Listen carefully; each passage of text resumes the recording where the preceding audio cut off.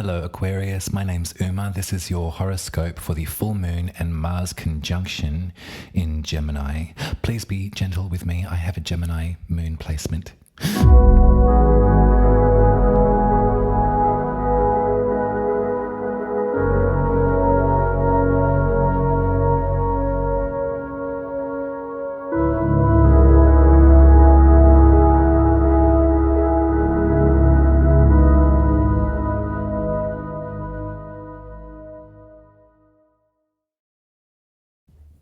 Welcome back.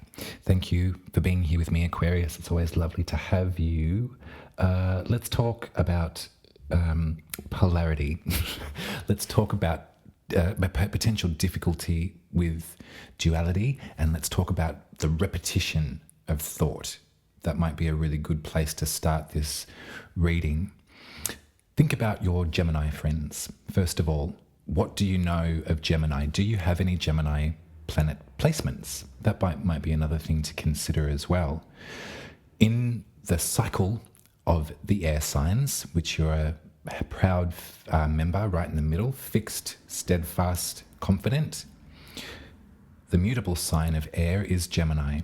And so Gemini is represented by the twins, and we can see there already that there's definitely an active conversation. There's toing and froing and this opinion and that opinion. When working in great harmony, that's incredible for absorbing information and language.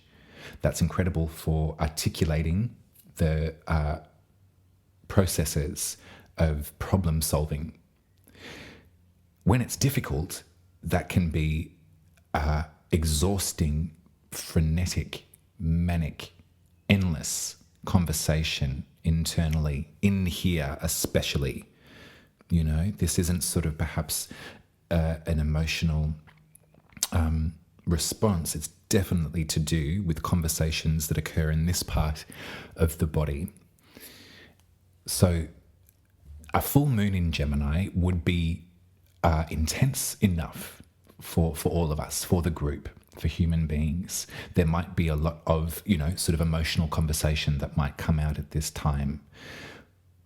For Mars to be in an exact conjunction, so 16 degrees apiece. The moon and Mars are at 16 degrees in Gemini. This brings with it an aggression. This brings with it anger. This brings with it fear, but also annoyance, maybe. Mars likes to move quickly. Mars takes about 2 years to go to make a cycle of the zodiac. Mars this year will spend 7 months in one sign. Okay, so that's a quarter of its usual reticulation in one sign in Gemini. This might say to us that there is things that just have to be said. This might say to us that there is repetition of thought that is coming to the surface for some folks. There might be remembrances of times past. There might be worries that are attached to the past that are coming to the surface now to be examined and talked about. The Mars energy is not, I would say, not very helpful. If we think of fire and air, I mean, when directed and when used with diligence can be quite profound. When used in a sloppy manner, that's just a complete combustion. That's a house burning down. So this is energy that we're working with at this full moon. Come the 8th of December, let's, split the difference and say the 7th. Okay, so the night before. This is going to be an evening of much emotional fire.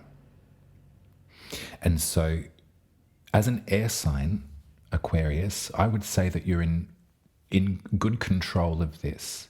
I would say that we can look to you for some form of support at this lunation. Saturn is in your sign still. It won't leave until I think the 7th of March of next year.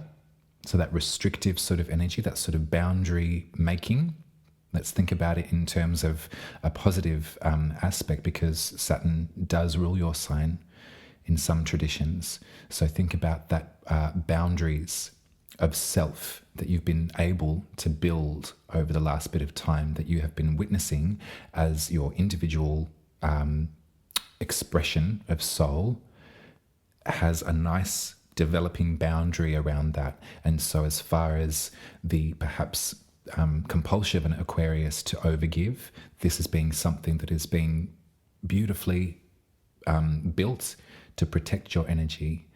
You've got that in great support at this lunation, and it's trining Mars and the moon. So I would say that in your first house, in your house of the soul, your house of the very self, you have a force field around you in a way that perhaps might protect you from some of this repetitious thought.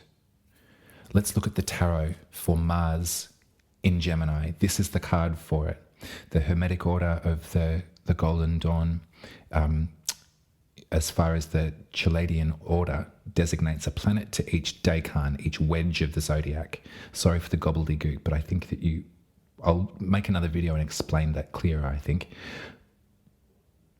But that is to say that the tarot card that is representative of Mars in Gemini is the Nine of Swords, the second decan of Gemini, which is where this lunation is taking place.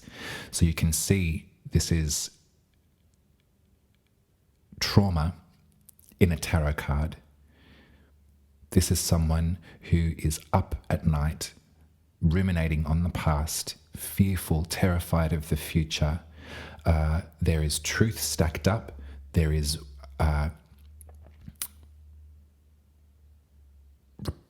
repetitious thought is what's happening.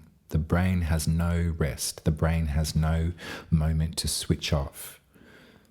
I'm reminded, and I've said it to everyone, but you know what, like, it's the truth. We do this, we learn about this form of study, this philosophy. We learn about the tarot and everything that the mysteries of the tarot may hold. We learn to take ownership over our magic, yes. We also do this for a moment of emotional regulation. When things do get too Nine of Swords, too difficult to bear, we read the cards, we check our birth chart, and we think to ourselves, I am part of something bigger than myself. I'm part of something bigger than what ends here and ends here. This is my Nine of Swords at the moment. This is agony. But I look at this chart and I can zoom out. And I can recognize that I'm here for a purpose and that I have support. This is something, a notion that I really want you to hang dear to, Aquarius, because I think that to have that Saturn, that boundary present in your first house, gives you that force field. And I think we've described that idea of force field with you for, I think, most of this year. You know, Saturn is a very slow-moving planet and takes its time as it journeys through each sign. So you will be releasing Saturn, as I said, on the 7th of March of next year. So at this lunation, I would like for you, if you can, to look around in your environment, look around in your community. Gemini for you represents your 5th house, which is where you seek pleasure and where you find joy and where you relate the bounty of life's gifts, where you relate to the bounty of life's gifts. There's a joy and an ease in the 5th house. So I can see this Mars activation, this 7-month period in that space for you. One way to look at that would be that it's stoked your fire again. You can feel your body again. You look forward to exploring and enjoying what life has to offer. This is lovely. And in this way, perhaps maybe even at this full moon, there might be a burst of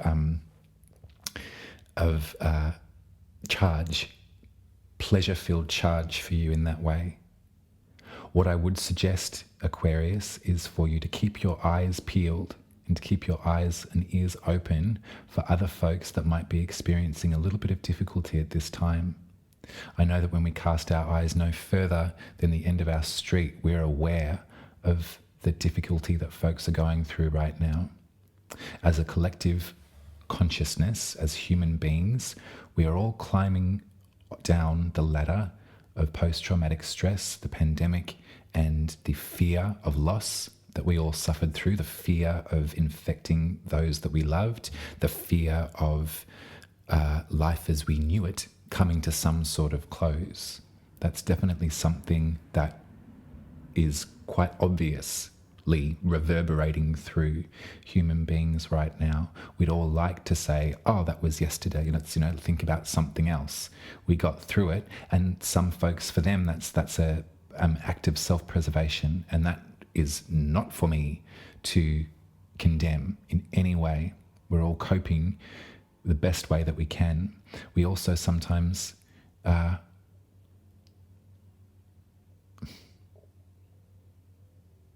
it's undeniable, the contrition, the separation, the divisive nature of human consciousness right now. Opinions are polarized and heightened to a degree that's very particular to our experience, our generation. Things like social media, things like supposed Western civilized governments engaging in hate speech, engaging in acts that have little to do with democracy and with fairness. These are realities. We also have half of the planet in the throes of war. This is a reality. We also are reminded of injustice and inequality, and can sometimes, at this moment, perhaps with Mars in Gemini, be reminded of our own feelings of fear and oppression, of moments when we were ostracized, when we were told that we were not welcome. That's a feeling that is a cross to bear, that feeling of not being welcome. And so I think at this lunation, Aquarius, because you have that wonderful boundary and that beautiful support from Saturn, I would urge you to look over your garden fence and to witness who might be really struggling and who might benefit from some of this pleasure of your fifth house that you're eager to enjoy. And to, in your beautiful power of the mind, remember, this is what you are brilliant at, Aquarius, the power of the mind. You know the power of the mind all so well.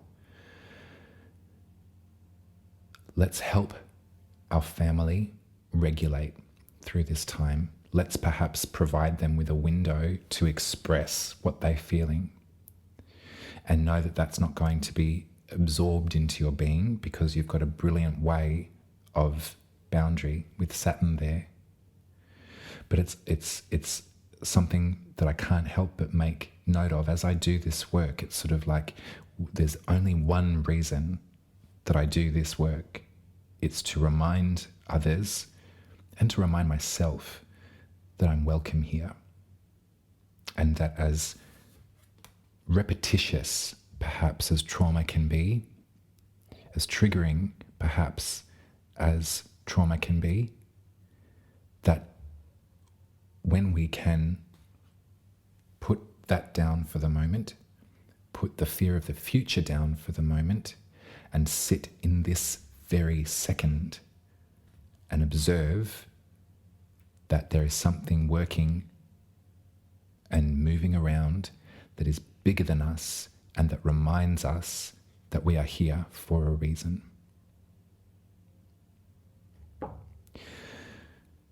So look out. Look out at this full moon, Aquarius. I'd thoroughly recommend to go out and bask in it. Go and enjoy it. 7th of December. Go and absorb that energy. And in your 5th house, self-expression and pleasure, what's going on in there? What fire? How can you activate and work with that fire to perhaps salve some wounding that you can witness around you? All right, Aquarius, that's your reading. Thank you very much for being here with me and supporting me in my work and through everything. I've had a really great time with you all this year. I really have so much to be grateful for at this time, and I have so much to look forward to as well because of your input. So thank you for liking my work. Thank you for sharing it around. That's a really great way of sort of building the community. If you think that this style of reading might be helpful for someone, then by all means do pass it forward, and head to umaruby.com and get your birth chart read by me. I look forward to it. I'll speak to you in 2 weeks for the new moon in Capricorn. You take care, Aquarius. I love you. Bye.